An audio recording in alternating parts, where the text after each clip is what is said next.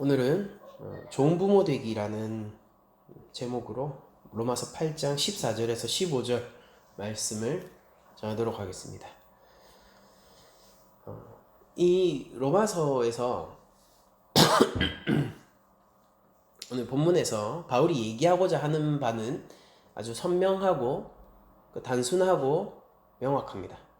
바로 하나님이 우리의 아버지가 되신다라고 하는 점입니다. 그리고 우리가 받은 영을 양자의 영이라고 하고 있는 거죠. 그러니까 양자라고 하면은 원래 다른 부모가 있는데 새로운 부모에게로 들어가는 것을 뜻하는 거잖아요. 근데 바로 그 원래 부모를 이게 바울에게 비유겠죠. 그러니까 모든 생명은 하나님으로부터 오는 것입니다.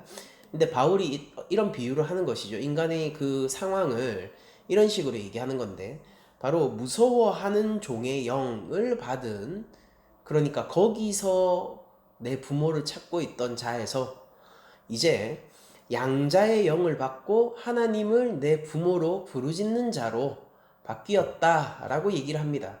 그러면서 이 하나님의 영으로 인도함을 받은 사람이 곧 하나님의 아들이다 라고 얘기를 하고 있어요.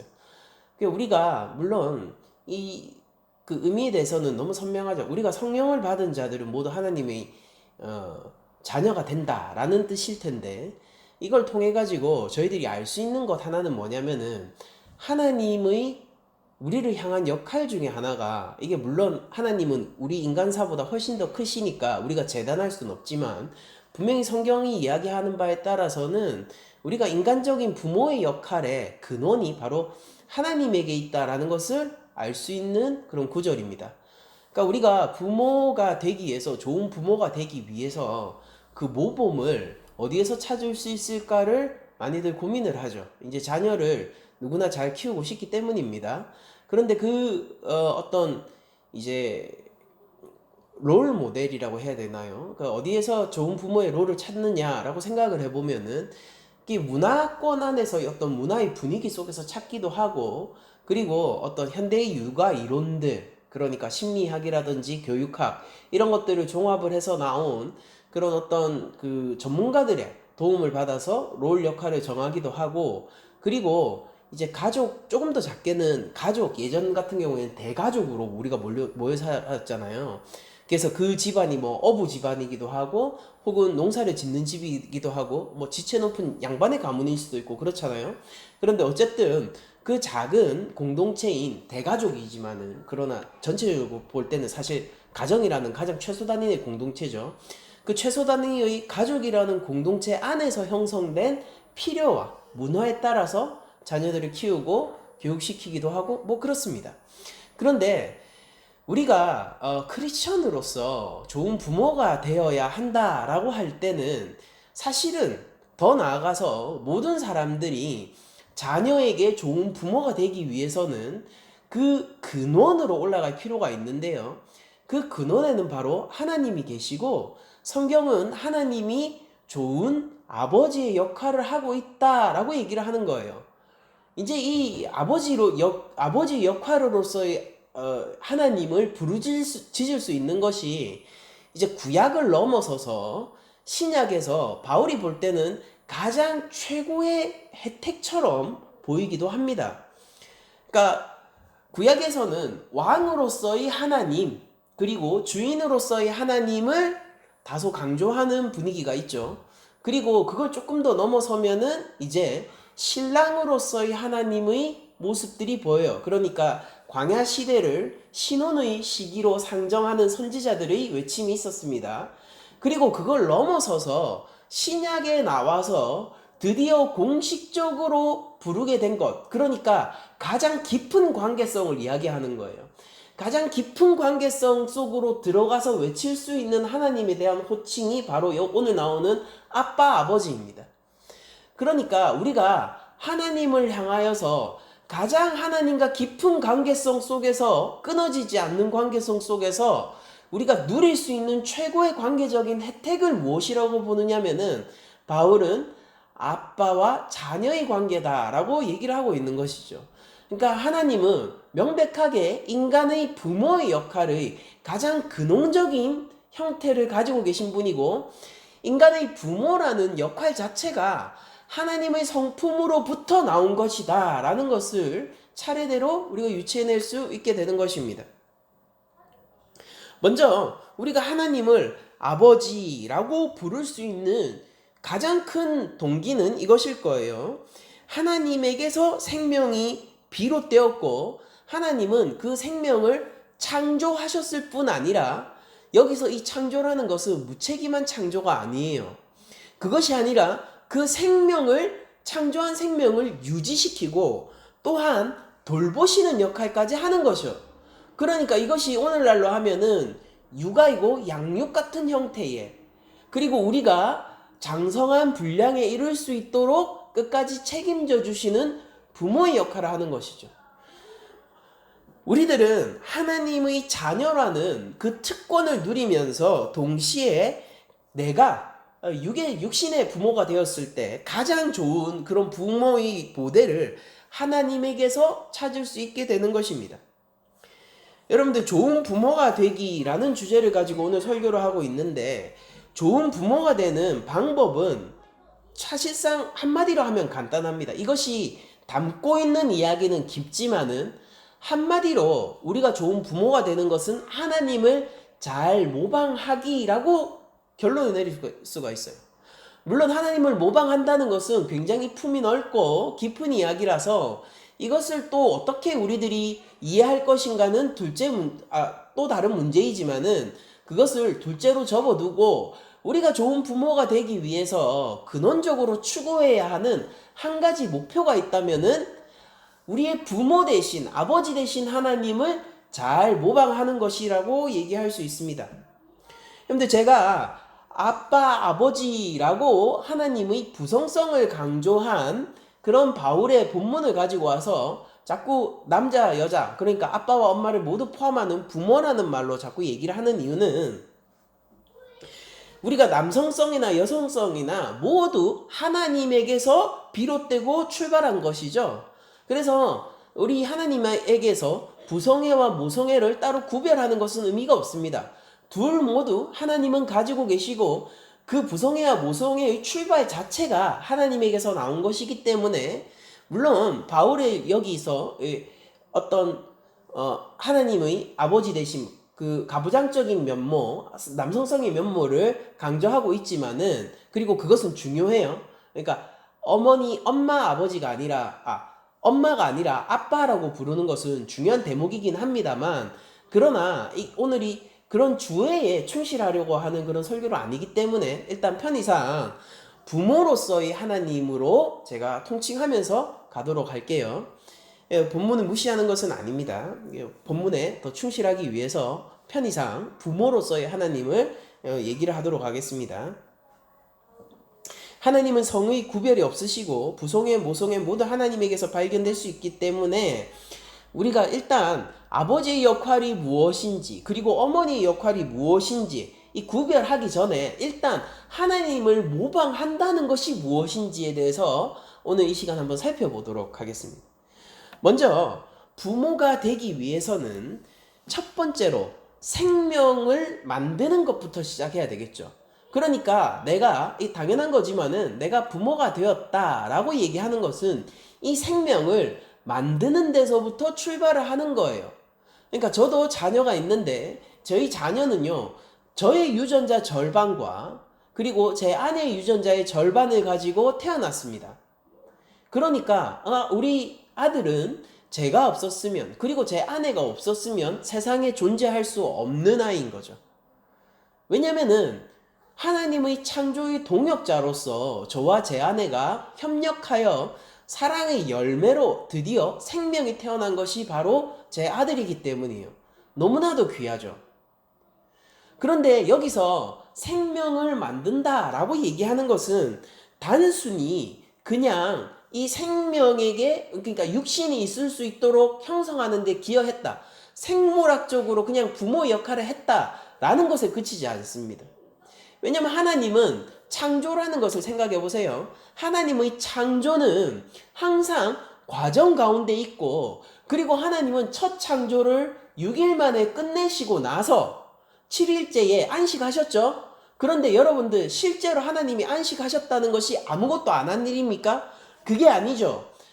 그 최상의 상태가 유지될 수 있도록 하나님은 끊임없이 일하시고 계시고, 달리 얘기하자면은 끝까지 자신이 창조한 것을 옳게 책임지시는 것이 하나님의 안식이시잖아요. 그러니까 우리가 안식일이라는 것을 아무것도 안 하는 것으로 인식한 바리새인들이 왜 예수님에게 혼났는지를 우리들이 여기서 알 수 있죠. 하나님의 안식은요, 바로 평화와 질서의 상태가 유지되는 것이 안식인 거예요. 아무 일도 안 하는 게 아니라. 그래서 예수님이 이런 얘기를 하시잖아요. 아니, 안식일에 생명을 구하는 것이 옳으냐 구하지 않는 것이 옳으냐라고 물어보잖아요. 너희들은 소가 구렁에 빠지면은 그 소는 그 생명이 죽을까봐 구해주면서, 여기 지금 생명의 위협을 받고 있고 오랫동안 손이 말라 비틀어져서 고생하고 있는 이 사람의 안위에 대해서는 아무런 관심이 없지 않느냐, 이렇게 역으로 찔러버리신 거 아닙니까?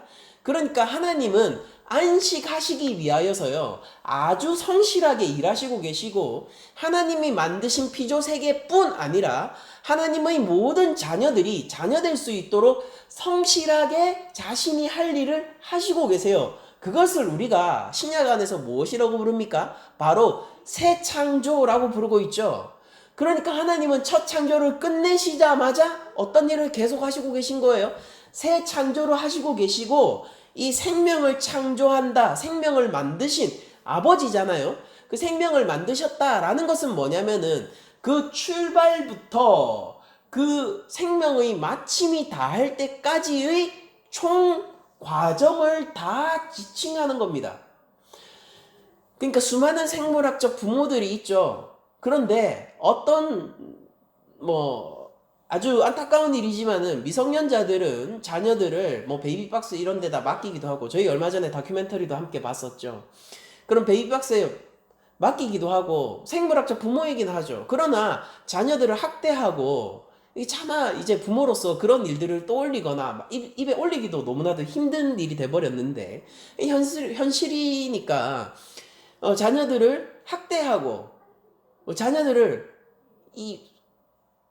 오랫동안 가스라이팅 하면서 심리적으로 붙들어버리고 그런 일들이 실제 일어나고 있지 않습니까? 근데 이것은 사실상 부모가 아닌 거죠. 생물학적 부모라고 해서 그것이 참 부모가 되었다라는 뜻은 아니에요. 왜냐면은 하나님이 생명을 만드셨다라는 것은 단순히 이것을 창조해놓고 그들대로 살도록 내버려 두었다가 아니기 때문입니다. 이것은 알라의 신관이에요. 그리고 수많은 고대 근동의 신관들은 그랬어요.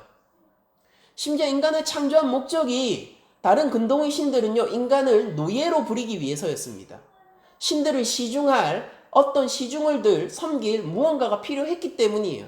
근데 하나님은 어떠십니까? 하나님은 생명을 창조하시고 그것을 귀히 창조하시고 그것을 선하게 창조하시고 그것이 끝까지 새 창조에 이룰 수 있도록 아주 성실히 창조 역할을 계속해서 진행해 나가시는, 그 과정 전체에 책임감을 가지시고 하나님의 기쁘신 뜻을 따라 그 과정을 진행해 나가시는 분이 바로 하나님이고, 그런 측면에서 하나님이 만드시는 생명과 하나님의 창조는 우리 인간 안에서의 물리적 시간 안에서의 그 시간이 매우 길다 할 수 있습니다. 심지어 하나님은요, 교회를 지금 이 시간도 만들고 계시잖아요. 인류사의 역사만큼, 아니 이 우주의 역사만큼 하나님은 성실히 창조를 이행하시고 계신 것입니다. 우리가 좋은 부모가 된다라고 하는 것은요, 이 생명의 창조에 최대한 성실히 기여하는 것입니다.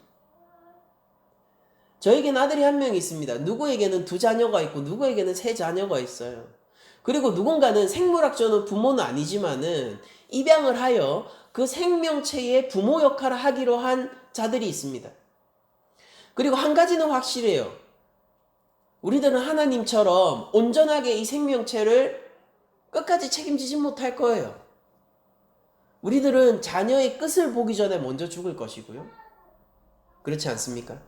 하나님과는 다르죠. 그리고 뭐 입양을 한 가정 같은 경우에는 이게 생물학적인 자식은 아니지 않습니까? 그런 한계들이 있고, 심지어 제 아들은 생물학적으로 제 자식이긴 하지만은, 그러나 여전히 저는 그 생명체에게 온전하고 기쁘신 하나님의 뜻을 명백히 다 100% 투영하지 못해요. 부족하죠. 부족해요. 그런 한계성 속에서 있지만은, 그러나 우리에게 수여된, 우리가 어떤 입장의 부모라고 하더라도요, 우리에게 수여된 궁극적인 부모로서의 롤은 변하지 않는 거예요. 그러니까 최대한 그것을 추구하면서 그 안에서 살아가는 것이 중요한 것이죠.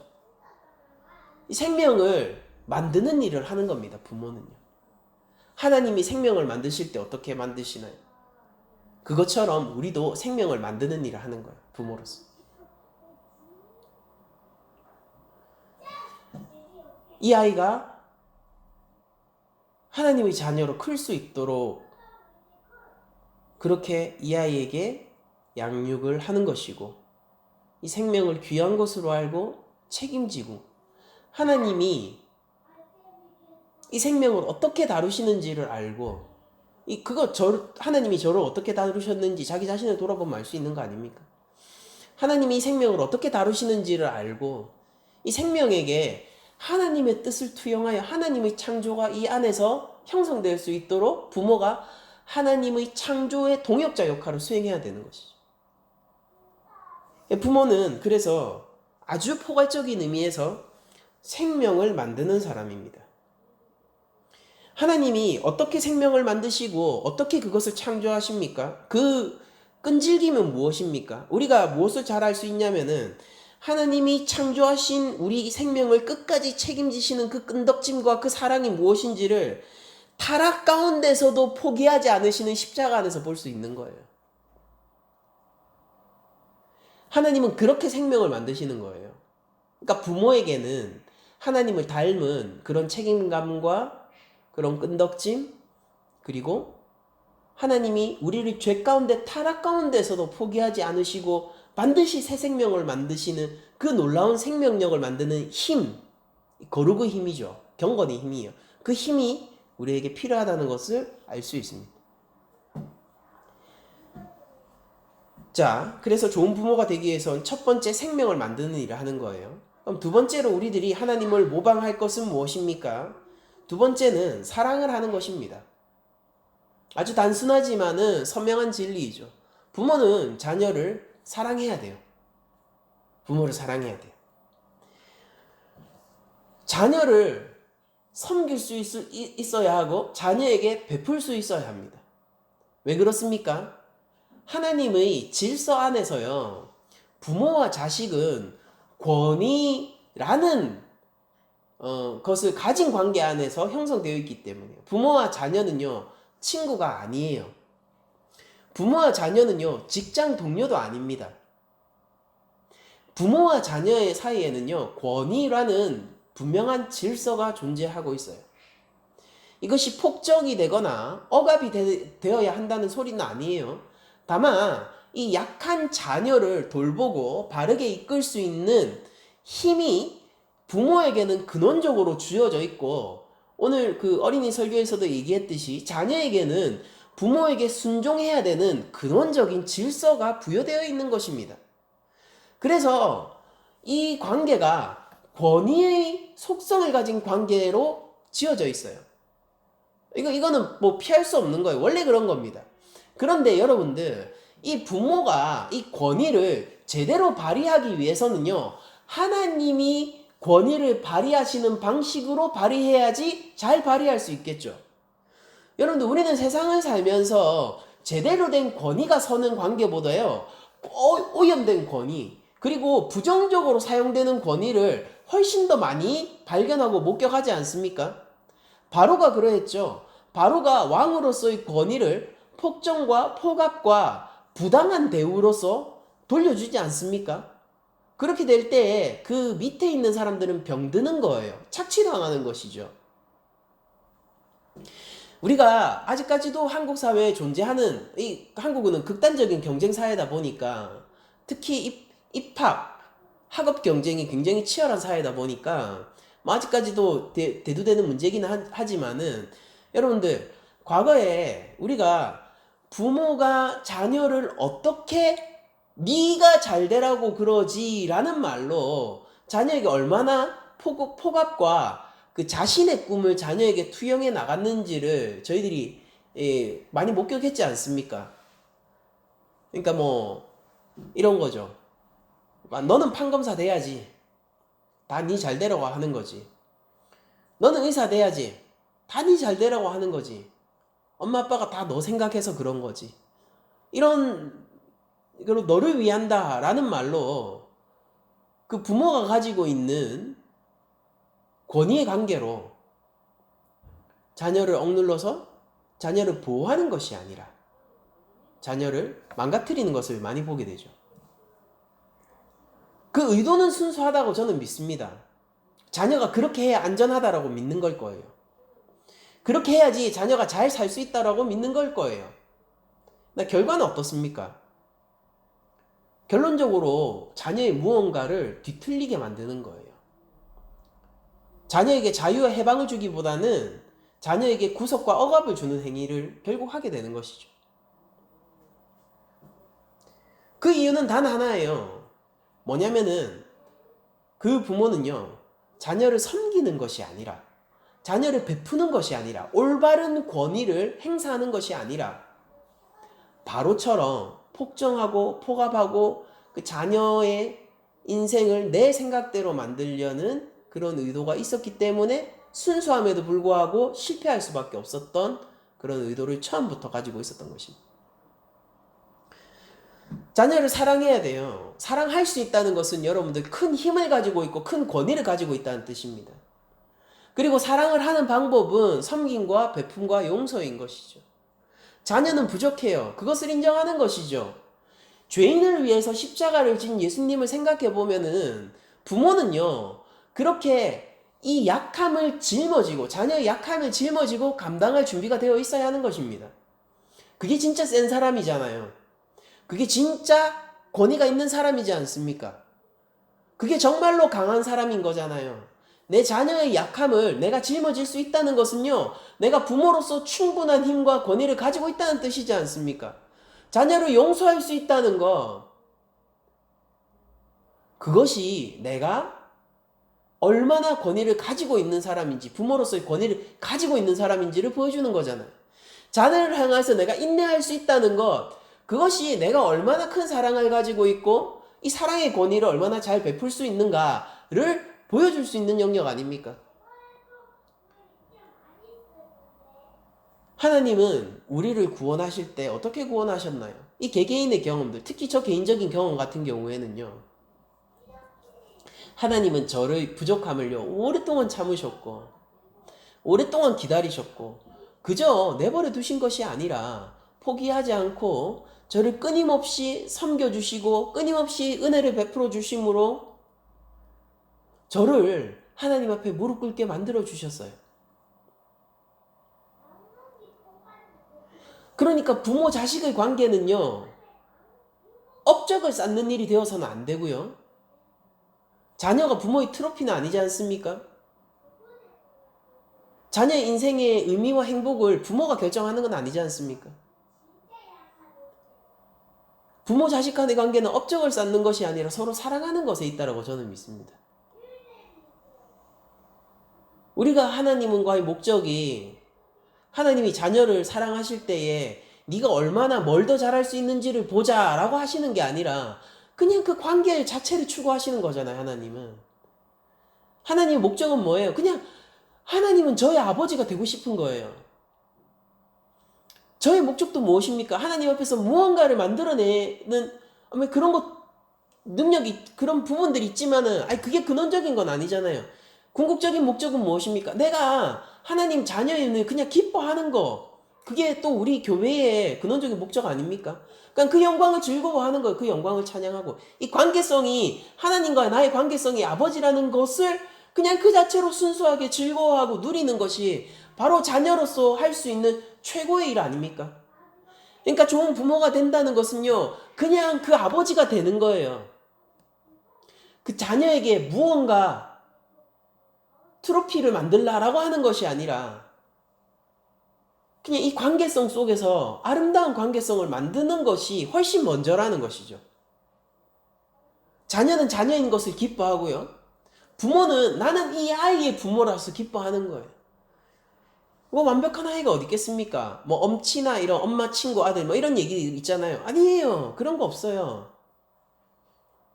그냥 이 아이가 지금 나에게 주어진 하나님의 형상 그대로이며 이 아이가 바로 나의 주 예수 그리스도의 형상이며 이 아이가 하나님이 주신 나에게 가장 큰 보배입니다. 그냥 이 관계성을 즐거워하는 거예요. 그것이 먼저인 것이죠.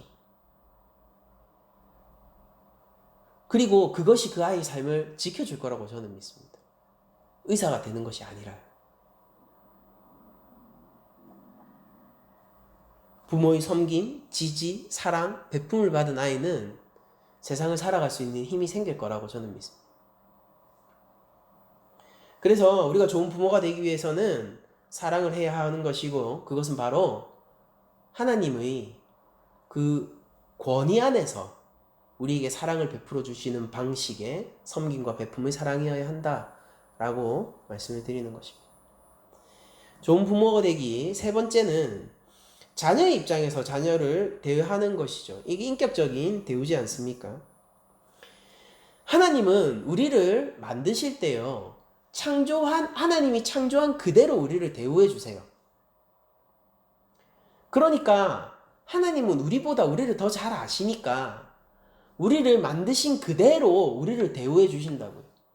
그것을 좋다 나쁘다, 너는 이렇다 저렇다 라고 얘기하는 게 아니라 그냥 하나님이 선하게 창조하셨으니까 그대로 우리를 대우해 주신다고요. 하나님은 물론 이것을 요구하세요. 내가 거룩하니 너희도 거룩하라 라고 얘기하시죠. 그런데 그 하나님처럼 거룩해야 한다라고 선언을 하시고 나서 하나님이 하시는 일들을 보세요. 여러분들, 내가 거룩하니 너희도 거룩해야 한다라는 그 시내산의 울림이 있자마자 그 시내산 밑에서 뭐가 발생했습니까? 우상숭배가 발생했어요. 황금송아지를 만들어 놓고 이것이 여호와다라고 얘기했었지 않습니까? 그때 하나님이 어떻게 대우하시나요? 그들을 살려주세요. 그리고 이 타락한 백성을 위하여서요. 독생자를 아끼지 않고 내어주셨습니다.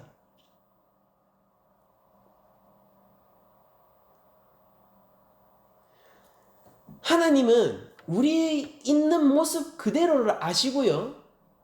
하늘 영광을 버리고 이 땅에 오기를 주저하지 않으시는 분이세요. 우리 수준에서 우리의 눈높이를 마주하기를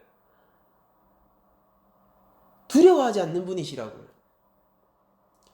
마땅히 우리에게 요구되어 있는 것은 무엇입니까? 우리가 하나님의 눈높이에 맞춰야 되는 거예요. 하나님이 거룩하시니까 우리도 거룩해야 하는 것입니다. 하나님은 그것을 요구하시지만은, 그쵸? 그게 요구되는 거예요, 원래. 그럼에도 불구하고 하나님이 실제로 행하시는 것은 무엇이냐면요. 하나님의 그 거룩한 요구를 우리 가운데 이행하시기 위해서 어떤 식으로 일을 하시냐면요. 우리의 눈높이에 맞춰주시는 거예요. 심지어 독생자 예수 그리스도를 생각해 보세요. 삼위일체 가운데서 영원한 제2성자 되신 우리의 구주를 생각해 보십시오. 하늘 영광을 버리고 종의 형상을 입고 우리의 눈높이에서 아직까지도 인성을 가지시고 새 몸을 입으시고 우리를 기다리고 계신 것이 바로 우리의 하나님이세요. 그러니까 이것이 바로 진짜 인격적 대우인 거죠. 하나님이 우리를 만드신 그대로를 인정하시고 하나님은 우리가 생긴 모양 그대로 대우해 주세요.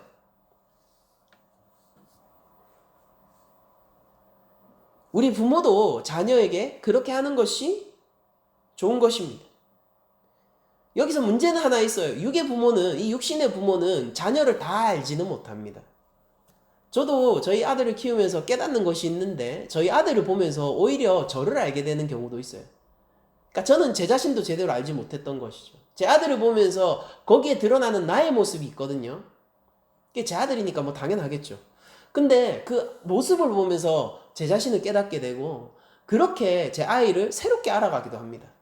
그러니까 저는 저의 피를 이어받은 아이이지만 그러나 제 아이를 다 알지 못해요.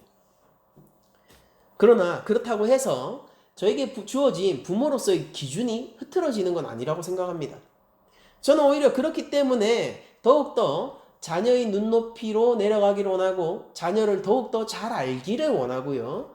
자녀를 더욱더 잘 알아서 그에 맞게 인격적인 대우를 하며 우리가 하나님이 주신 권위가 있잖아요. 부모는 우리가 하나님에게로 잘 갈 수 있도록 하나님이 저에게 해주셨던 것처럼 말입니다.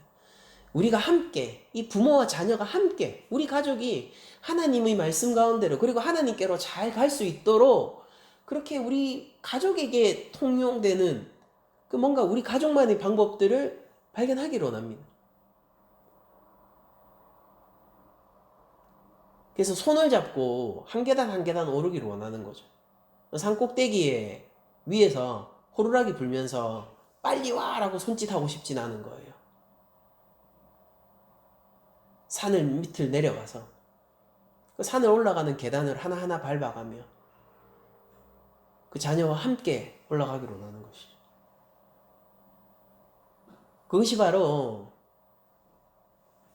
성육신하신 그리스도로부터 배울 수 있는 우리 눈높이를 맞춰주시기를 두려워하지 않는 그 하나님에게서 배울 수 있는 자녀를 인격적으로 대하는 방법이라고 저는 믿습니다.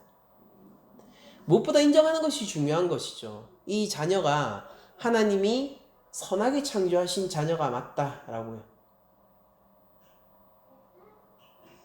최근에 제 그 유튜브를 보는데 알고리즘에 자폐아 부모님들이 많이 뜨더라고요. 검색이 돼서 이렇게 한 번씩 뭐 저도 의도치 않게 보곤 하는데 보면서 많이 느낀 게 있어요. 뭐냐면은 우리가 흔히 자폐 아동이라고 하면은 어떻게 힘들겠다 이렇게 생각을 많이 하지 않습니까? 힘들어요. 힘든데 그럼에도 불구하고 그 자녀들이 그 부모들에겐 다 보물이더라고요. 그 자녀가 부모에게 행복을 주더라니까요. 기쁨이 되더라니까요. 부모는 오히려 자폐 아동이기 때문에 그 자녀의 눈높이로 가기를 서슴지 않더라고요.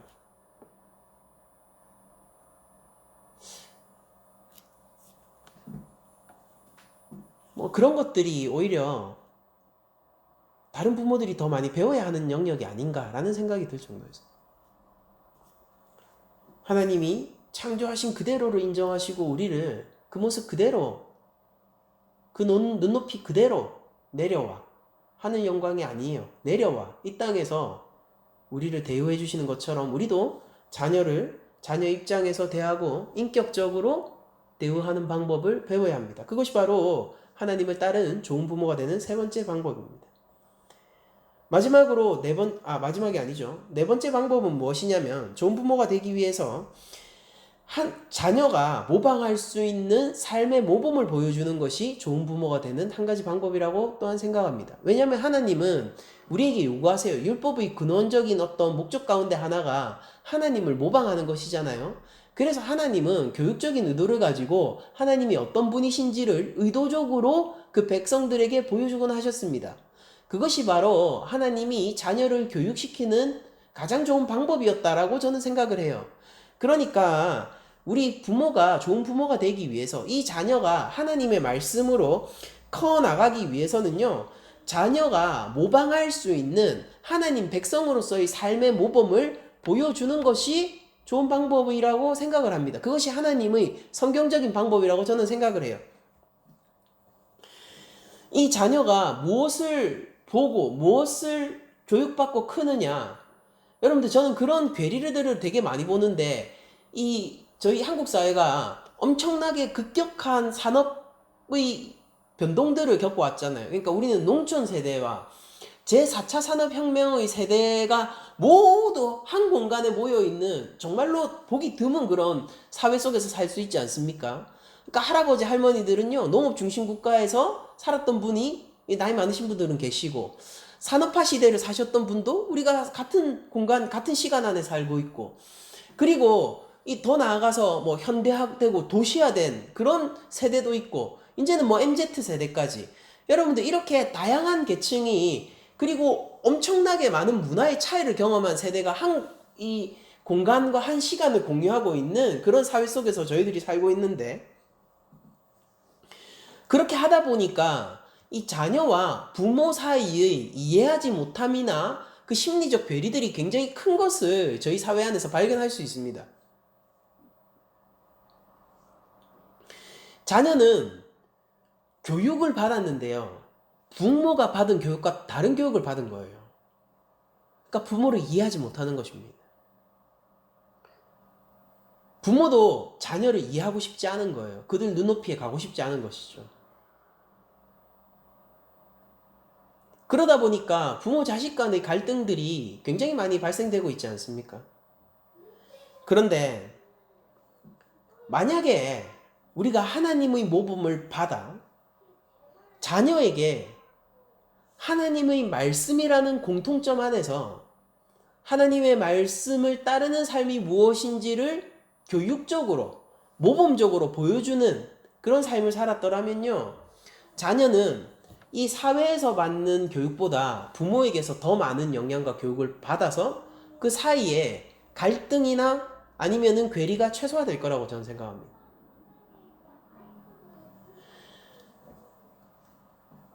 저는 그런 생각을 해봐요. 각자의 자녀들이 가장 존경할 수 있는 사람들이 어떤 위인이 아니라 바로 그 부모이면 어떨까라고 생각을 해봅니다. 왜냐하면 우리들은 하나님의 자녀로서 우리가 가장 모방하려고 하고 가장 본받고 싶고 가장 우리의 삶의 질서를 세우기 위해서 제일 처음 떠올리는 것이 언제나 하나님이기 때문입니다. 육신의 부모도 자녀에게 그런 기준점을 세우는 그런 부모가 되면 좋지 않을까요? 심지어 이 아이의 절반은 나에게로 비롯됐고 나머지 절반은 내가 가장 사랑하는 사람에게서 비롯된 거 아닙니까? 누구보다 이 아이를 가장 기다려줄 수 있고 사랑할 수 있고 이해해줄 수 있는 가장 좋은 조건 위에 있는 게 바로 부모 아니겠어요?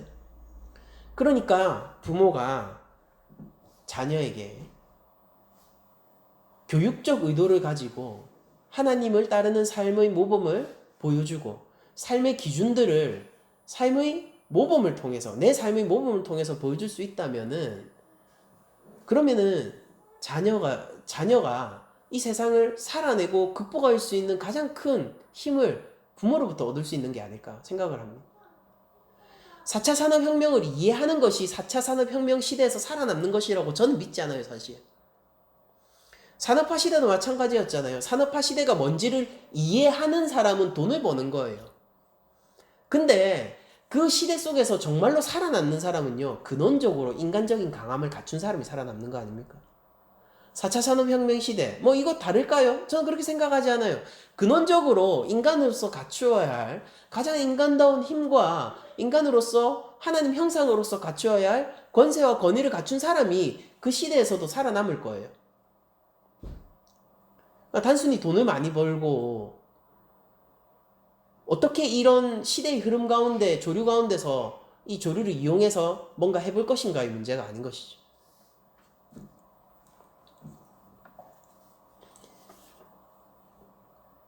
이것이 그래서 자녀에게 모방할 수 있는 삶의 모범을 보여주는 것이 좋은 부모가 되는 또 한 가지 네 번째 방법인데, 이것과 연관되어서 삶으로 하나님을 알려주어야 한다. 이 모범이라는 것이 바로 하나님을 따르는 삶의 모범을 보여야 한다라는 것을 강조할 수 있겠습니다. 저는 부모님의 어떤 모습들을 통해서 자녀들이 하나님의 어떤 분이신지를 알았으면 좋겠습니다. 우리가 세상 사람들 가운데 우리가 그리스도의 편지라고 하지 않습니까?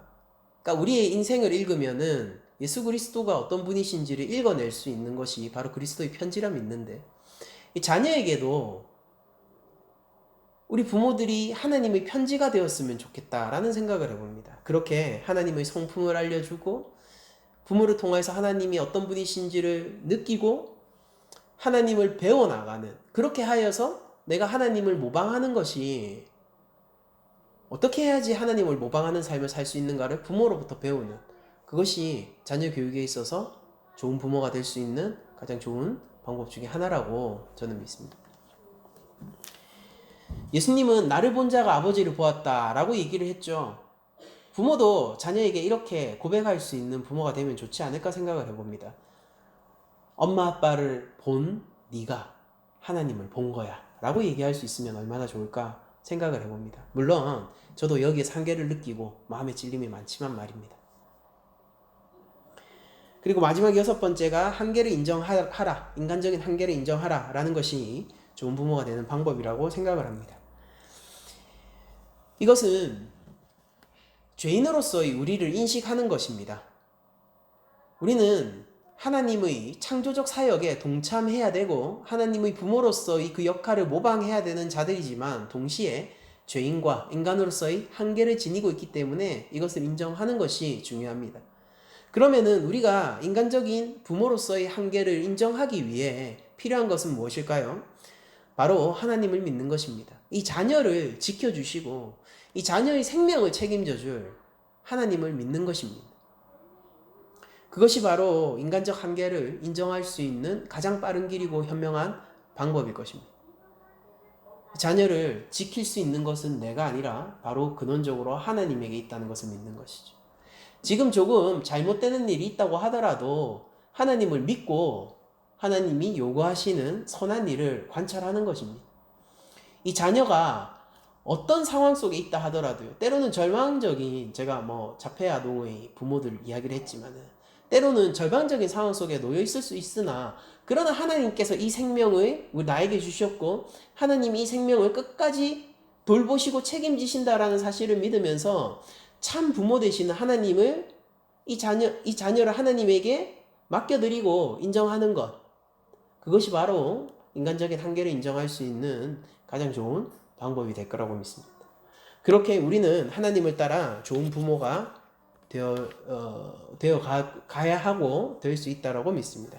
정리를 하자면 이것이죠. 좋은 부모가 되기 위한 첫째, 생명을 만드는 것입니다. 둘째, 사랑하는 것입니다. 셋째, 자녀의 입장에서 자녀를 대하는 것입니다. 인격적 대우이죠. 넷째, 자녀에게 모방할 수 있는 삶의 모범을 보이는 것이고, 다섯째, 그 삶의 모범은 바로 하나님을 알려주는 것입니다. 여섯째, 인간적 한계를 인정하는 것입니다. 이것이 제가 하나님을 바라보면서 묵상하고 깨닫게 된 좋은 부모가 되는 방법들입니다. 그리고 지금부터는 좋은 부모 되기에 이어서 잠시 다른 주제의 설교를 하고 싶은데, 어쩌면 이것이 정말로 제가 하고 싶은 얘기일 수도 있어요. 그것은 무엇이냐면은, 제가 지금까지 좋은 부모의 얘기를 했다면은 사실상 우리들은요, 이 기준을 놓고 봤을 때는 그다지 좋은 부모를 만나지 못한 사람들이라고 할 수 있겠죠. 상처받은 자녀들에게 해주고 싶은 하나님의 말씀을 좀 전달하고 싶은데요.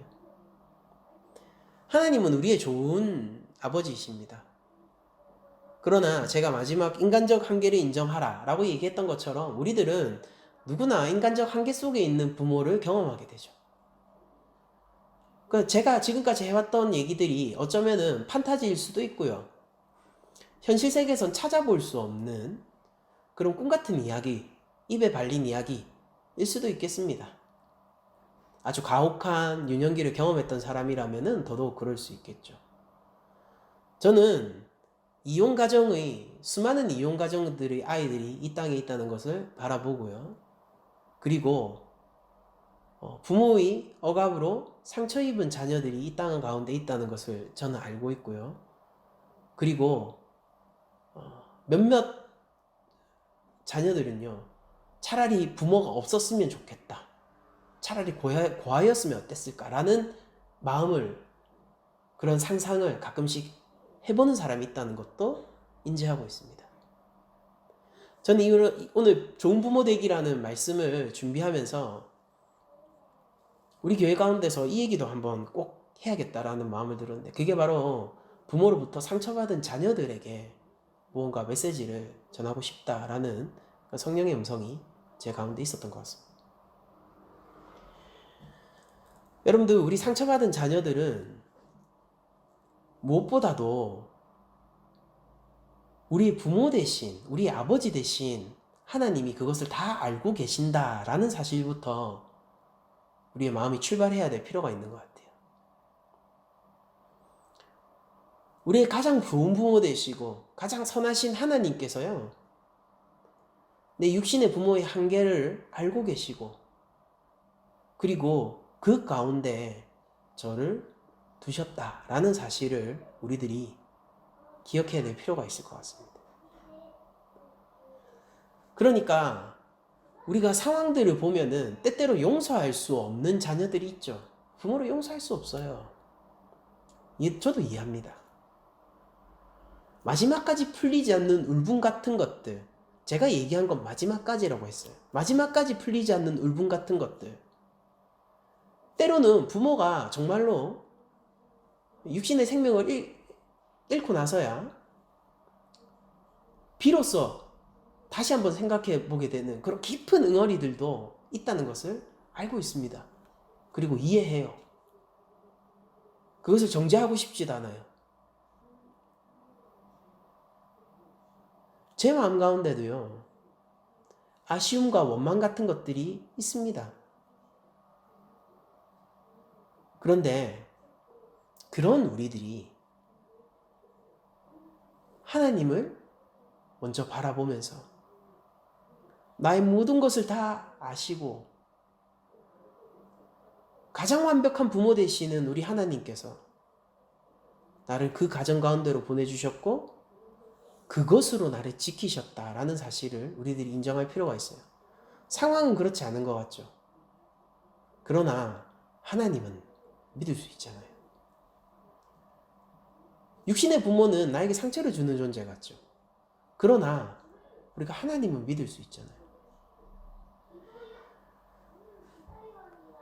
하나님이 무슨 생각으로, 무슨 마음으로, 무슨 경륜으로 나를 이 땅 가운데 그 부모 밑에 보냈는지 나는 알지 못합니다. 그리고 그것이 나에게 괴로움을 주고 고통을 주었습니다. 그럼에도 불구하고 저는 선하신 하나님이 나에게 가장 좋은 부모로서 역할을 하신 것이라 믿습니다. 라는 고백부터 출발할 수 있는 것이 크리스천의 첫 출발이 아닌가 싶습니다. 여러분들, 저는 어른이 되면서 알게 되는 것들이 있는데요. 우리는 모두 인간적인 한계가 있고요. 그러니까 벌써 나부터 인간적인 한계가 있는 것이고 우리 모두는 죄인이라는 사실을 나이가 들면 들수록 더 많이 느끼게 되는 것 같아요. 그러니까 우리가 번지수를 잘못 찾으면 안 되는데 아버지의 인정을 갈구하던 사람이요, 언제까지 그것을 못 받았다고 징징대고 있으면 안 된다는 것을 저는 깨달았습니다. 그냥 육신적 부모도 한계 속에 있는 사람이기 때문에요, 정말로 아버지 인정을 받지 못한다면 그걸 포기하는 것도 어쩔 수 없는 방법 중에 하나입니다. 포기하는 거죠. 부모의 사랑을 받지 못해서 가슴 아파하는 그런 사람이 있잖아요. 그래서 부모의 사랑을 갈구하고 있으면은요, 언제까지 그 갈구해봤자 답이 안 나오는 그런 영역들이 있는 거거든요. 왜냐면 부모 가운데서 육신적 한계가, 그리고 죄인으로서의 성질을 가지지 않은 부모가 없기 때문에 그 사랑을 끝까지 받지 못한다면요, 거기에 얽매여 있으면 안 돼요. 놔버려야 하는 것이죠.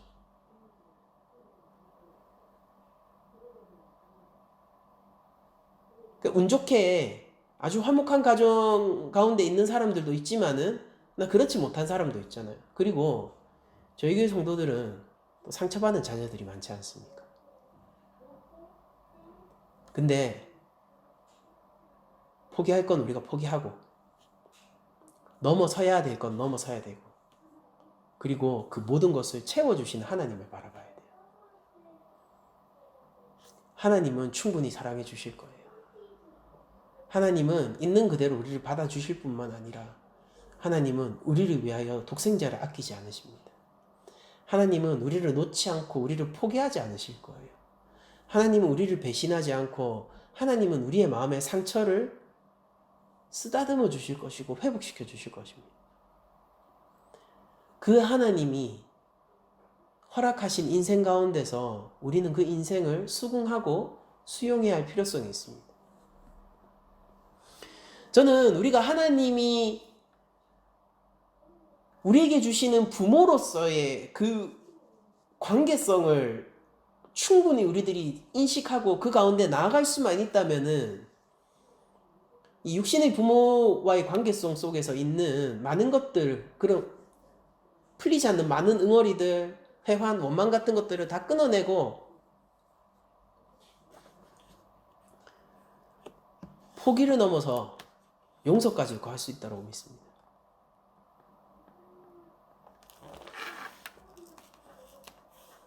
여러분들 생각해 보세요. 누군가가 나에게 사기를 쳤단 말입니다. 그러면은 그 사기친 사람, 나한테 뭐 3천이든 5천이든 사기를 쳤어요.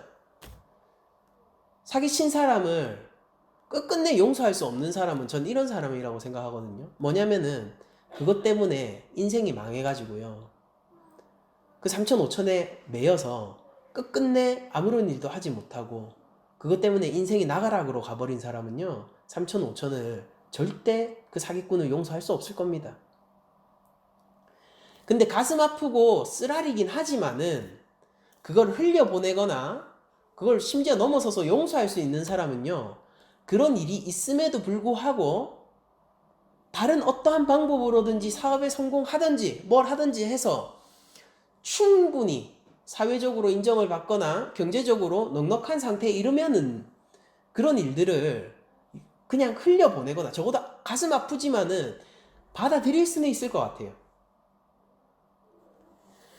우리가 상처받은 자녀들을 바라보면서 제가 무슨 생각이 드냐면요. 거기에 얽매여서 인생이 망가지면 안 되거든요. 근데 거기에 얽매여서 인생이 망가진 사람들은 끝끝내 부모를 용서할 수가 없는 거예요. 심지어 포기할 수도 없는 겁니다. 근데 그냥 아유 안 된 건 안 됐어라고 포기할 수 있거나 아니면 그걸 넘어서서 오히려 용서하고 그걸 넘어서서 다시 사랑할 수 있는 사람들은 어떤 사람들이냐면요. 그 부모의 사랑을 다시 넉넉히 누린 사람들이라고 생각합니다. 그러니까 우리가 어디서 받을 수 있습니까? 부모는 한 명뿐인데. 엄마 아빠뿐인데 다른 부모가 없는데 어디서 그 사랑을 받을 수 있나요? 그러니까 다른 사람들은 안 되는 거예요. 그러나 크리스천은 가능합니다.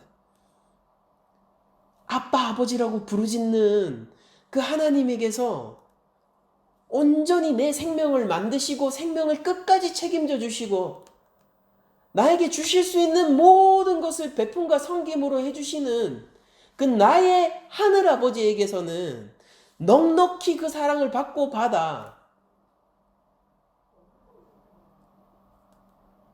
이 육신의 관계 속에 있는 사람들을 용서하고 포기하고 더 넘어서서 사랑할 수 있게 되는 것이라고 저는 믿습니다. 하나님이 우리에게 주신 인생에는 각자의 이유가 있는 거예요. 그것을 다 이해하지 못한다고 해서 수용하지 말아야 된다는 뜻은 아니고 그것을 다 이해하지 못한다고 해서 그것이 아쉽거나 나쁜 계획이라는 뜻도 아닙니다. 여러분들 저는 이렇게 믿습니다. 우리 모두는요. 하나님의 온전하시고 넉넉하시고 선하신 인생의 경륜 안에 있습니다. 그 계획 안에 있는 사람들이에요. 우리 가운데 있는 상처를 하나님은 아세요. 하나님은 그것을 넘어서기를 원하십니다. 포기할 거는 포기하고요. 용서할 수 있는 것을 용서하고요. 사랑할 수 있는 것을 사랑하는 사람이 되기를 하나님은 원하세요. 그것을 위하여서 하나님은 언제나 우리가 부르짖을 수 있는 아빠 아버지로 존재하고 계십니다. 우리가 그 사실 위에 섰으면 좋겠고 많은 세상 사람들이 현실이란 벽 속에서 무너지고 좌절하지만은 우리는 하나님 나라라는 기반 위에 서서 이 모든 현실적인 벽을 넘어설 수 있는 사람들이, 그것을 아득히 뛰어넘어서 하늘 나라의 법칙으로 살아갈 수 있는 사람들이 되었으면 좋겠다는 생각을 합니다. 결코 여러분들을 훈계하거나 뭔가 교훈적인 이야기를 하고 싶지 않아요. 적어도 이번 주는. 그냥 우리가 힘을 모았으면 좋겠어요. 좋은 부모가 되자. 서로를 응원하고 격려했으면 좋겠습니다. 그리고 우리가 서로의 자녀로서의 상처를 보듬어주는 사람이 됐으면 좋겠고, 우리가 서로와 서로의 아픔을 공감하고 하나님에게서 위로와 소망을 찾는 그런 시간이 되었으면 좋겠다는 생각을 합니다. 근데 하나님은 우리를 고아처럼 내버려 두지 않는 분이십니다. 한 주간 우리가 그 하나님을 믿으면서 하나님의 말씀 안에 거하고 하나님을 모방하고 또 하나님의 영광 가운데서 위로받고 하나님의 영광 가운데서 소망을 얻고 하나님의 영광 안에서 모든 상처가 치유되는 놀라운 역사가 있는 한 주간이 되기를 축복합니다. 이번 주 설교는 이것으로 모두 마치도록 하겠습니다.